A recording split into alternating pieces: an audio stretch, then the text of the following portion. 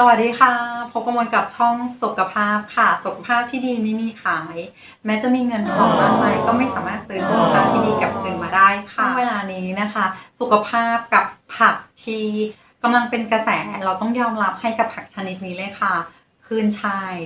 ายฝรั่งที่กำลังเป็นกระแสในการทานน้ำผักผลไม้ที่ทำให้ลดความอ้วนได้จริงไหมภายใน7วันค่ะตอนนี้กำลังเป็นกระแสในการบริโภคเรื่องการทานเพื่อช่วยในการบำรุงสุขภาพค่ะต้านโรคการทานครบ7วันร่างกายเปลี่ยนแปลงจริงไหมผอมลงจริงไหมสามารถลดความอ้วนได้จริงไหมค่ะวันนี้มนจะมาไขข้อข้องใจเกี่ยวกับผักคืนชายฝรั่งค่ะอันดับแรกฟังประโยชน์ก่อนนะคะประโยชน์ของคืนชายฝรั่งค่ะต้องยอมรับนะคะว่าคืนชายฝรั่งเป็นผักที่อุดมไปด้วยวิตามินมากมายหลายชนิดค่ะแถมมีไฟเบอร์สูงเป็นผักที่มีวิตามินซีสูงค่ะช่วยต้านทานโรคหลายๆโรคได้ค่ะสามารถลดความดันโลหิตและยังมีประโยชน์อีกมากมายในผักชนิดนี้ค่ะแต่ในเมื่อมีประโยชน์เราก็ลองฟังโทษดูนะคะโทษของคืนชายฝรั่งจริงๆแล้วไม่ได้มีโทษโดยทั่วไปแต่ทางการแพทย์ห้ามว่าค่ะ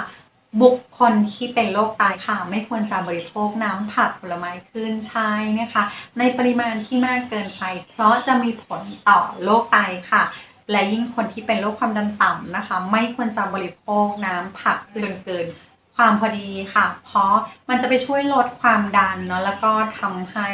ความดันที่มีลดต่ำลงไปอีกค่ะและคนที่เป็นโรคความดันโลหิตสูงนะคะทางการแพทย์ก็บอกมาอีกว่าไม่ได้ช่วยลดความดันสักทีเดียวนะคะแ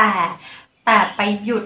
ไม่ให้ความดันสูงมากขึ้นไปกว่าปกติหมายถึงทำให้ความดันทรงอยู่ในช่วงที่ไม่สูงขึ้นไปกว่าปกติและกับคำตอบที่หลายๆคนสงสัยนะคะว่าทาน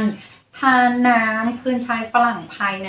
7วันค่ะน้ำหนักเราจะลดลงจริงไหมตอบว่ามีส่วนค่ะเพราะน้ำคืนชายฝรั่งเป็นผักชนิดหนึ่งที่อุดมไปด้วยวิตามินค่ะแร่ธาตุไฟเบอร์และวิตามินซีสูงค่ะซึ่งการบริโภคผักทุกคนต้องรู้อยู่แล้วว่าการบริโภคผักจะทำให้ระบบขับถ่ายดีค่ะมีการดูดซึมของร่างกายที่ดีแล้วก็มีการทำงานเป็นระบบมากขึ้นฉะนั้นเมื่อเราทานช่วงเช้าของวันค่ะในช่วงที่ท้องว่างก็จะส่งผลให้ระบบขับถ่ายในร่างกายดีขึ้นค่ะช่วยทำให้เราถ่ายดีขึ้นช่วยระบาย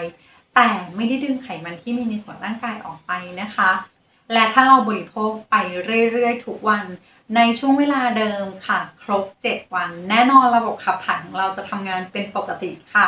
ส่วนน้ำหนักที่จะลดหรือว่าทรงหรือเพิ่มนั่นขึ้นอยู่กับการบริโภคของเราในแต่ละวันด้วยนะคะไม่ใช่แค่น้ำคืนชายฝรั่งอย่างเดียวค่ะการดูแลตัวเองการรักษาสุขภาพการทานอาหารที่เป็นประโยชน์ต่อร่างกายคือการสะสมสารอาหารที่ร่างกายต้องการตามปริมาณที่พอเหมาะนะคะสำหรับมนว่าการที่เราบริโภคอาหารทุกอย่าง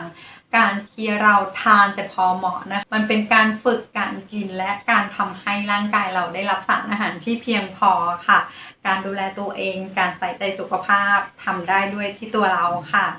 ยังไงฝากกดติดตามด้วยนะคะ